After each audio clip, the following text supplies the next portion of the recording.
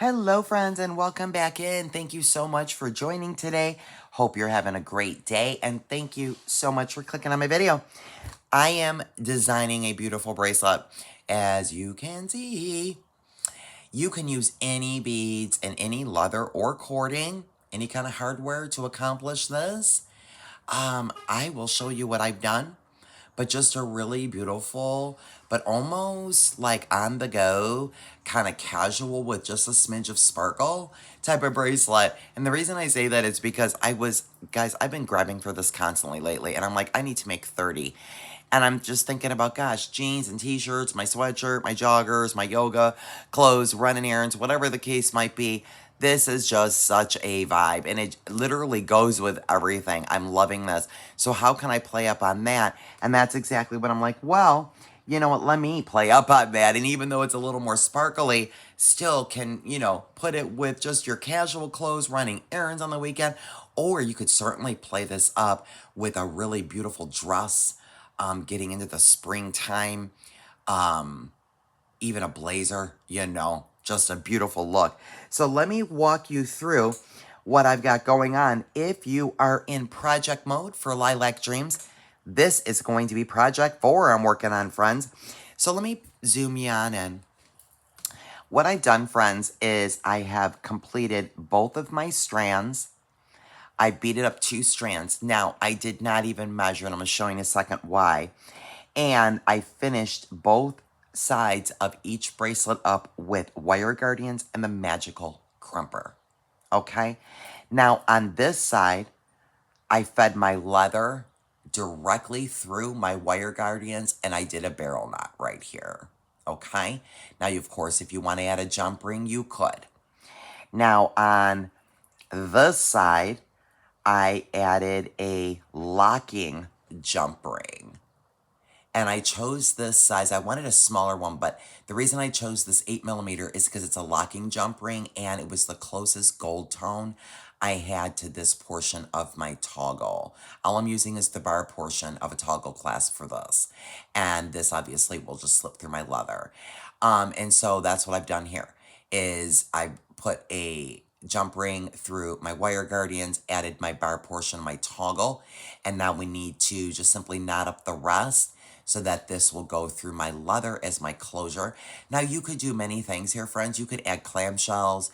You could use any size jump rings. You also could put a clasp, on either side, and then add your leather as well. You could do beaded loops. There's lots of fun ways that you could close off this style.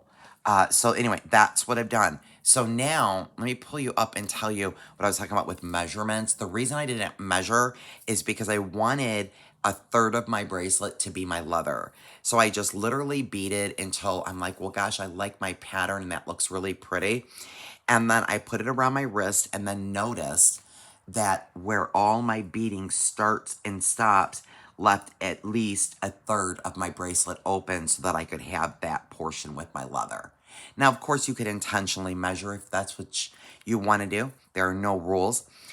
For my pattern, friends, what I came up with on one strand was I did the 8mm frosted crackles and rondelles, and then the check glass bell beads I hugged with a moonstone in the center. On the end of each of the strand, I did the 6mm rondelles that were just matching over to the other side of the bracelet, just one on this strand. And then in this strand over here, I just did some color blocking with 3 colors of the rondelles. So I did 6 of each on the ends, and you can see that peekaboo of the purple wire I decided to use through those rondelles. And of course, you can see it on my wire guardians. I used my purple tiger tail on this one. And then I did the check beads, right? Facing them away from each other. Looks so beautiful. And then did the third color of those rondelles of the 6mm with that moonstone. And so what I wound up with is almost this triangle effect with my check glass beads. So I've got my, like, 2 here, and then there's one set of check here, and then another set here. So it's kind of how it ended up turning out. And I thought that looked really pretty. So that's what I got. And so now all we have to do to finish this up, friends, is literally I have to just put this around my wrist and I'll keep you up. And then I need to kind of look at my bar portion, my toggle, and see where is it going to slide through so that we can just get our knots made where that will comfortably slip through. So I think I'll start my first knot right here. Now, I'm not really pulling my bracelet too tight, but I'm just at least getting it to where I can comfortably determine that I need to have my bar sliding through. So if I put one knot right here, I think that will be good. So that'll be my first knot. So I'm just going to do a regular overhand knot right there.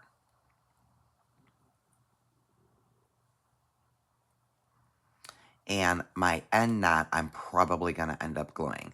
I don't know if I mentioned it if you did not get this bag, because you can use any leather, any cording for that fact. I am on 1.5 millimeter leather right now. That's what I'm working with. So that's what I got going on. And I'm just going to keep kind of pushing that back and forth. And then I'm going to kind of hold my knot and pull both ends. So that should stay put, you know, as the leather relaxes over time, right? I'm not worried about gluing that knot. I will most certainly glue my end knot though. You can use GS HISO, HISO. Yeah, that's new words, guys. You can use your GS HISO. Or whatever Eddie said. Any kind of glue you want. Your GS HISO though. Okay? You guys only knew. Honestly. And the reason I chose to do, you know, you can do any kind of knots, my barrel here, is because I did want to have a couple of different knots here.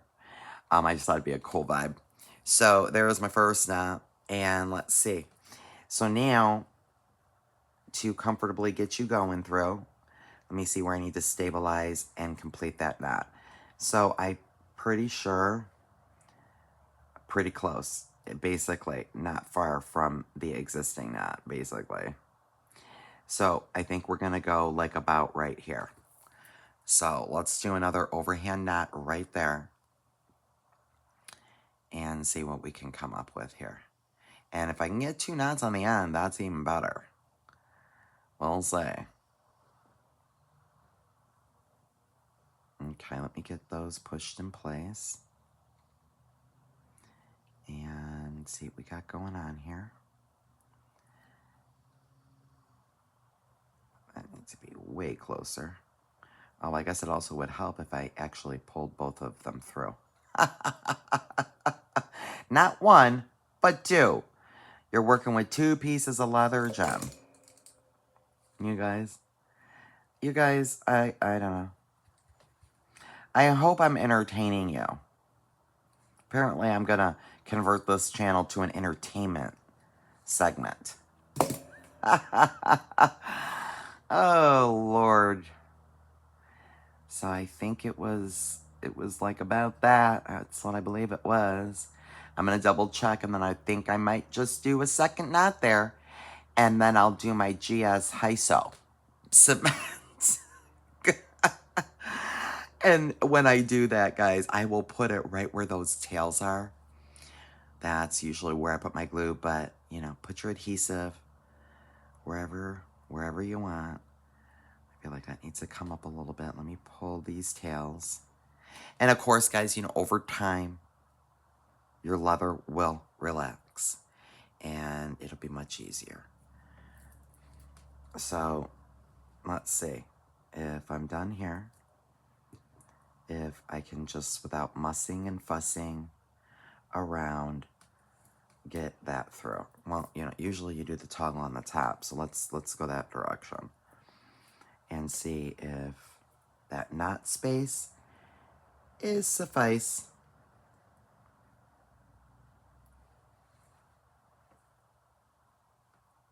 I think so, guys. Thinking so. Of course, the leather is new and stiff. So let me do it up here. Let's see, do I need to move that down a little bit? I do. Let me move this down just a little bit. Let me move you down. Let me move you down.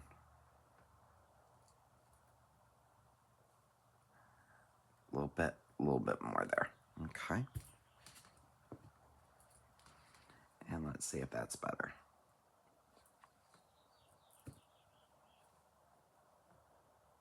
Open that up a little bit. Yeah, your leather, guys, will relax over time, just like your leather jacket, right? The more you wear it, the more it is subjected to the air, the better it gets, the softer it gets over time. This is genuine leather. So I think we got it now. We got it. We did it. So that's how much I have there. And, you know, I got to tell you, I really am not even mad at those tails. And I definitely have room for a second knot. I'm digging that. So that's what I've got, guys. That's what that looks like. So enough room for my bar portion to be stable within that little section. I'm able to comfortably get that in and out. No problem there. And so what I will do is I will now put a dab of glue here.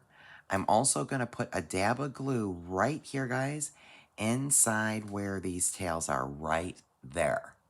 And then after about a day, I will trim my towels. And that's what I've got. That's what we've got for Project 4. I hope you guys enjoyed. Hope you guys enjoyed this. Oh my gosh, I cannot. This is so pretty.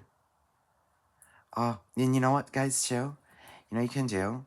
Is you can do as many strands as you want. You can make a much smaller beaded strand, too, frankly. You could do 3 or 4 strands, 1 strand. You could do as many beads as you want. This is just a real fun look. I think this looks so pretty. So that's Project 4. That's a wrap for Project 4 Lilac Dreams, my friends. I hope you enjoyed, and I'll have an awesome rest of your day. Until the next one, friends, be well.